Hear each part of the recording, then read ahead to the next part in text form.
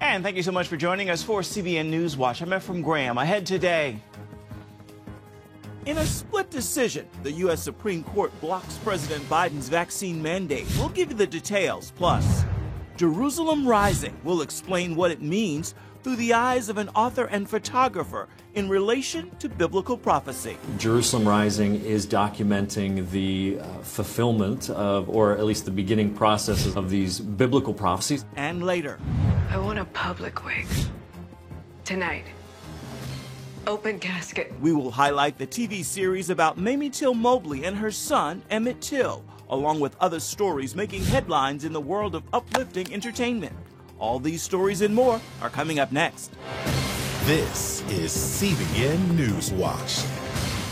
We begin this half hour with a much anticipated decision. The U.S. Supreme Court Thursday rejected President Biden's employer vaccine mandate. The president expressed disappointment with the court ruling, and he's now urging employers to, quote, do the right thing. Gary Lane brings us the report on the court's split decision in our top story for the day. The highest court in the land issued a split decision on President Biden's vaccine mandates. The Supreme Court ruling Thursday 6-3 against the president's requirement that employees of large companies get vaccinated, test regularly, and wear a mask while at work. However, the court let the mandate stand for most healthcare workers. Senator Rand Paul told CBN News the court got it right on the employer mandate because he says it was clearly unconstitutional. Even Biden, in advance of this, was saying it probably wasn't constitutional, so he did it anyway, which is kind of ridiculous. But no, I think this is really the court telling the president that there are limits to his powers. The court made its decision based on constitutional merits. Justice Neil Gorsuch argued the vaccine mandate issue is a matter of who decides policy.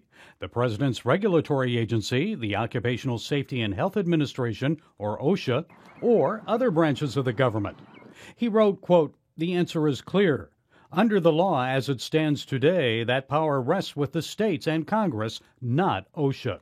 In an unsigned opinion, conservative court justices argued, quote, OSHA has never before imposed such a mandate, nor has Congress. Indeed, although Congress has enacted significant legislation addressing the COVID-19 pandemic, it has declined to enact any measure similar to what OSHA has promulgated here. In their dissenting opinion, the liberal justices Breyer, Kagan, and Sotomayor argued that the court itself, not the executive branch of government, was overreaching by substituting its judgment for that of health experts. Republicans celebrated the ruling. But President Biden said he was disappointed that the court blocked common sense, life-saving requirements, grounded squarely in both science and the law. This was a step that we announced and we had every intention of implementing because we knew that it was the point where putting in place requirements in the workplace would help get more people vaccinated. The good news is that a number of companies have already decided to do that and do that successfully. On a 5-4 vote, Chief Justice Roberts and Justice Brett Kavanaugh joined the three liberal justices in allowing the vaccine mandate for healthcare workers to proceed. It's applied to providers receiving federal Medicare and Medicaid funding and affects some 10.4 million workers around the country. Medical and religious exemptions are still allowed. The president praised the court for that decision, saying it will save lives. Gary Lane, CBN News. Abortion is becoming a top issue for Democrats. That is according to a new poll from the Associated Press and NORC. The survey showing 13% of Democrats mentioned abortion or reproductive rights as something they think the government needs to address in 2022. For context, just 1% said the same back at the start of 2021. A school district in Illinois is defending one of its elementary schools after the school distributed flyers advertising an after-school Satan club. Jane Addams Elementary School sent flyers out to students in 1st through 5th grade, inviting the students to participate in a club hosted by a satanic temple. The flyer promoted science projects, games, and arts and crafts as some of the activities in the club. The school district says they do not discriminate against any groups who wish to rent their facilities, including religious-affiliated ones. You can read more about this story, including parents' reactions, at cbnnews.com. Iranian-backed forces launched 2 drone strikes against U.S. troops in Iraq last week. The Islamic regime wants all U.S. forces to leave the region, and they're threatening to keep up the attacks until they get what they want. Chuck Holton brings us the details. On December 9th, 2021, the U.S.-led combat mission in Iraq came to an official end after 6,850 days. That momentous occasion, however, did not equal a ticket home for the 2,500 U.S. troops still stationed in the country. Neither did it signal a change of mission for 900 troops currently serving in Syria. I expect that we will continue to provide some limited support to the Iraqis going forward. But again, it's going to be essentially, by and large, it's going to be a non-combatant process. Remaining forces will pivot to a slightly different role, one they call advise and assist. They'll be providing support to Iraqi forces in the effort to stamp out the enduring vestiges of ISIS, which was officially defeated in 2017, but is lightly making a comeback. One neighbor clearly wants the U.S. out of the region. Still pursues a vision of ejecting us from the theater, and they see the principal battleground for that as being in Iraq. And I believe they are under the view that they can increase friction in Iraq to where we will leave, and that will not affect the nuclear negotiations that are underway. That's not a military issue. That's an issue for U.S. national leadership. But I think it's a dangerous position for the Iranians to maintain, because I think they're not going to be able to decouple those two things. Iran's president recently called for former President Trump and his top advisors to be charged with the 2020 killing of Iranian General Qasem Soleimani. The then President of America, which is the main aggressor, murderer, and a criminal, must be prosecuted and killed. A sentence of God must be executed against him. During this massive memorial held in Tehran on the anniversary of Soleimani's death, American and Israeli flags were burned, and the familiar chant of "Death to America" echoed through the streets. Adding to regional instability, popular mobilization forces backed by Iran had been threatening violence if the U.S. did not pull out by the end of 2021. Now they're making good on those threats. Since the beginning of the year, missiles have been fired at U.S. bases in the region on an almost daily basis. So far, no injuries have been reported, as the killer drones were brought down by counter-rocket, artillery, and mortar batteries, which can fire more than 4,000 rounds per minute.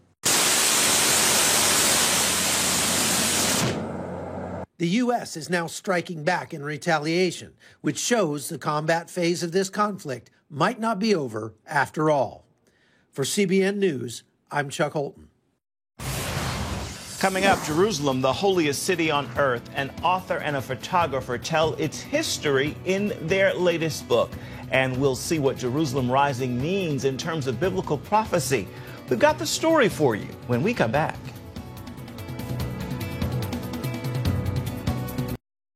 And welcome back to CBN NewsWatch. An author and a photographer tell the history of the holiest city on earth and describe its current revival on the way to becoming the center of the world's attention.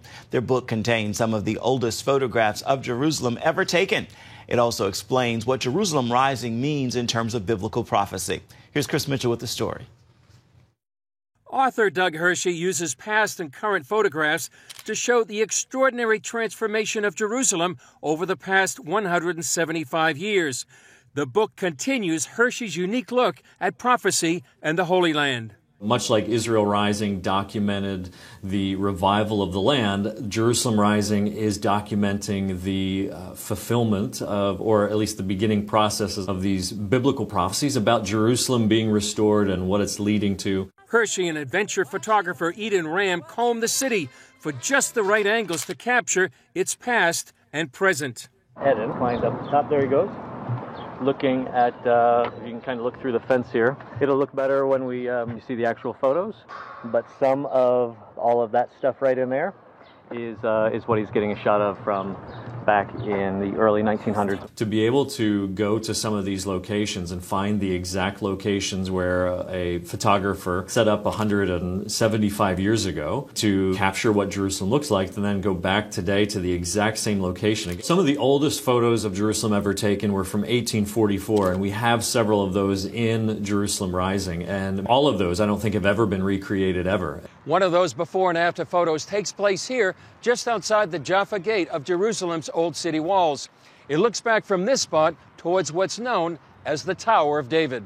Hershey says most any city on earth may look different over the course of 100 years, but Jerusalem is unique. There's no other city on earth that's had its history foretold, from its destruction to its desolation to a revival as a world player. So to be able to see all of that beginning to unfold in our day is really amazing. And so that's a lot of what's been documented in Jerusalem Rising. Hershey says some of those prophecies can be seen on the streets here. In Zechariah 8, God says that he's going to return to the city and he's going to dwell with his people, which is a profound statement for one of the prophets to say, that God's saying, I'm going to return to Jerusalem and dwell with my people. He says that the old men and old women will dwell safely in the streets, leaning on their canes, and the children will be playing in the streets, and the nations will begin to flood to Jerusalem. And before COVID, Israel set records for tourism. Never before in history have the nations flooded to Jerusalem the way that they are in our day. And now, clearly, in Zechariah 8, it's in the context of coming to worship the King in Jerusalem, but it's undeniable that these are very beginning stages, historically, that we're seeing unfold in the city that have just never happened before. Hershey says if we want to understand Jerusalem, we must look to the Scriptures. Ultimately, if we continue reading the Scriptures, if we believe what the prophet said, Jerusalem is going to be a seat of ruling power for a Jewish king. Ezekiel 5:5 says that God has placed Jerusalem in the center of the earth. So locationally, it's already in the center of the earth. And one day soon, and even beginning now, it's already becoming the center of the world's attention. A city that for thousands of years has stood at the crossroads of history and prophecy. Jerusalem has been conquered and reconquered multiple times. It's changed hands over 40 times. It's been completely leveled at least twice. There's been literally hundreds and hundreds and hundreds of years where the city has just laid desolate, according to eyewitness accounts. Now we're at a time where things are starting to revive. So prophetic words from Zechariah 8 or Isaiah or any of these prophets about Israel, about Jerusalem, where once we thought were allegorical or spiritual or just abstract concepts, we're finding that God is doing exactly what he said. Never before have these prophecies been fulfilled in such a dramatic and significant way, and it's happening in our day in a really powerful and unique way. Chris Mitchell, CBN News, the Jaffa Gate, Jerusalem's old city. And you can see more news from the Middle East with Chris and his team on the CBN News Channel this evening at 8:30 Eastern. You can also find it on the CBN News app. Still ahead, Sports Director Sean Brown joins us with a look at the NFL's upcoming wildcard games as America prepares for Super Bowl 56. Stay with us.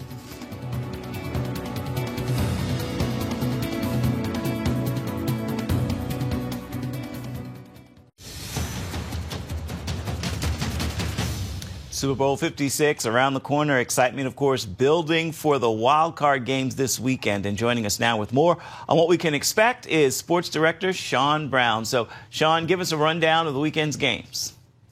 That's right, Ephraim. It is wild card weekend heading into the postseason. We've got some exciting games, and you know it. Saturday, we've got Raiders-Bengals. I'm going with the Bengals on this. Then we've got the Patriots-Bills. I'm going to go with the Bills on this one. And then Sunday, oh boy, Eagles, Bucks. I'm gonna go with, I would love for the Eagles to advance, but I'm gonna go with the Bucks on this. Steelers, Chiefs. Gonna go with the Chiefs on this. And then this is the game that I'm most looking forward to. 49ers, and dare I say it, I know some of our producers are gonna go nuts.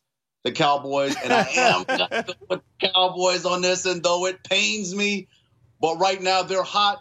I love what Dak is doing, leading this team, and the question remains, are they going to fumble the opportunity, or are they going to advance deep into the postseason? I'm going to rock with them right now, and I know I'm going to pay for it later, but I'm going to rock with them. And it's exciting. You're going to pay for it indeed. I just can't root for the Cowboys. You know what? Hey, I'm going to fall for Dak, but then again, we got Monday, Cardinals, Rams, and I'm going to go with the Rams on that. But an exciting weekend of football as we head into the postseason. Absolutely. I want to turn to Patrick Mahomes, who is expected to play this weekend. Once he said to the Fellowship of Christian Athletes, and I want to read this to you, "Before every game, I walk the field and I do a prayer at the goalpost. I just thank God for those opportunities, and I thank God for letting me be on a stage where I can glorify him.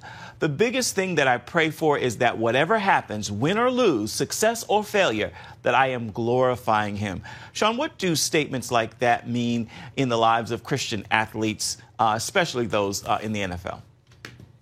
Well, it shows his level of humility and recognizing that he can't do this all by himself, and that he's going to glorify God in the wins and losses. You know, too many times players find their identity and wins and losses. And if your identity is found based off how many times you win or how many times you lose, your life is going to be a roller coaster ride. And then you can't be defined by something that's not going to last forever. The NFL, a lot of times they say, stands for not for long. So once it's over, what else are you living for? You've got to find yourself in something rooted in a solid foundation, and that is Christ. And he's also saying that, look, Patrick is saying, and so many other athletes recognize that God knows the plans he has for them, plans to prosper them, not to harm them, to give them a hope and a future. And so, but also in the wins and losses, in all things, they work together for the good of those who love God and are called according to his purpose. And for many of these athletes, that purpose is using the platform of football to bring glory to his name. And it's just a joy to see these young players recognize that, look,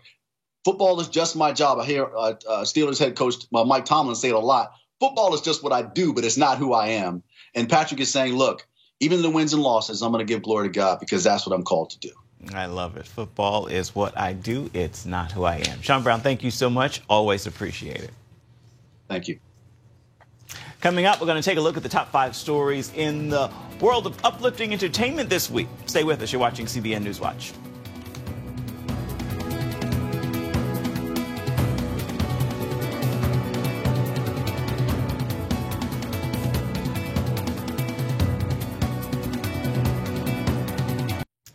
A television icon is remembered and a new lifestyle network is launched. All these stories and more are part of this week's top 5 stories in the world of uplifting entertainment. Take a look. At number 5. Amen. Amen. We pay tribute to groundbreaking actor and cultural icon Sidney Poitier following his death Thursday. I drive a man around in his limousine and I say, yes, sir. And no, sir. And shall I take the drive, sir? Mama, that ain't no kind of job. That ain't nothing at all. A critic once said Sidney Poitier doesn't make movies. He makes milestones. And he made history in 1964 as the first black performer to win the Oscar for Best Actor. It is a long journey to this moment. And for 2 decades, he was the only African-American leading man. I'm your son. I love you. I always have, and I always will. But you think of yourself as a colored man. I think of myself as a man. Poitier was 94 years old. I became interested in the civil rights struggle out of a necessity to survive. And I think my interest started many years ago, never as intensely, however, as it exists today.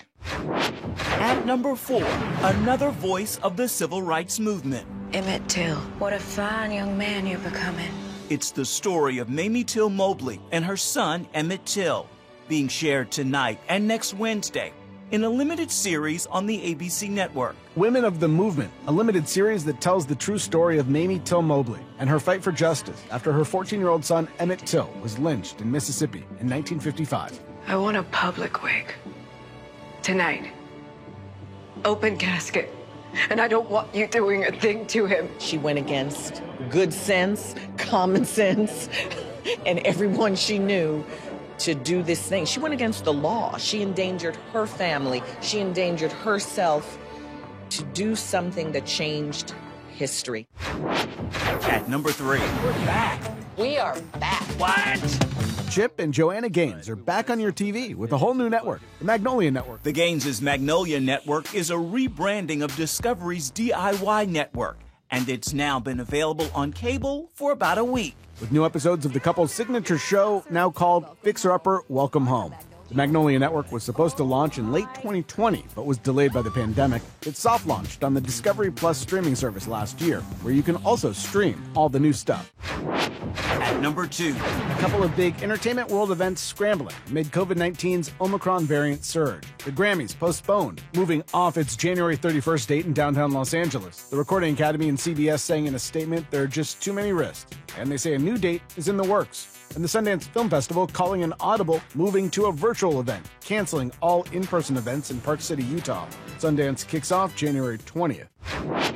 At number 1. Brother, can you believe back when we were young? You may know Dante Bowe's voice for his work with Maverick City Music. Said I woke up to the summer shining through, calling on my friends asking what's the move. But Bowe's making history as a solo artist when this year's Grammy Awards are finally handed out. When the category is read for Best Gospel Performance, it will be Joyful Dante Bowe, Voice of God Dante Bowe, Waiting on You, Elevation Worship, and Maverick City Music. But one of the soloists on this is Dante Bowe. And there are only 2 other people in this category, so you got 3 out of the 5.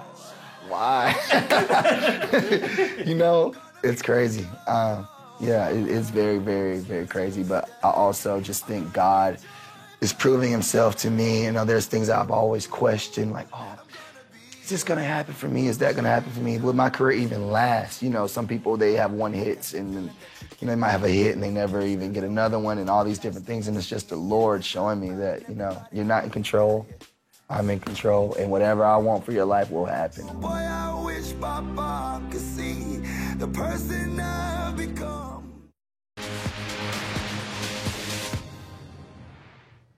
And time now for your Friday Faithful. Today, I leave you with this thought as we wrap another week. In God, there is no failure. There is only progression. Walk with him, and all things, even obstacles, will push you forward and closer to his divine destination. With that word, celebrate your walk and make today a fabulous Friday. And be sure to have yourself a wonderful weekend and do it with purpose and on purpose. Well, that's a wrap for this edition of CBN NewsWatch. You can always find more of our news programs on the CBN News Channel at any time. You can also find it online at cbnnews.com. We'd love to know what you think about the stories you've seen here today. You can email us, newswatch@cbn.com, and reach out and touch us on Facebook, Twitter, and Instagram. Hope you'll join us again right back here come Monday. Goodbye and God bless.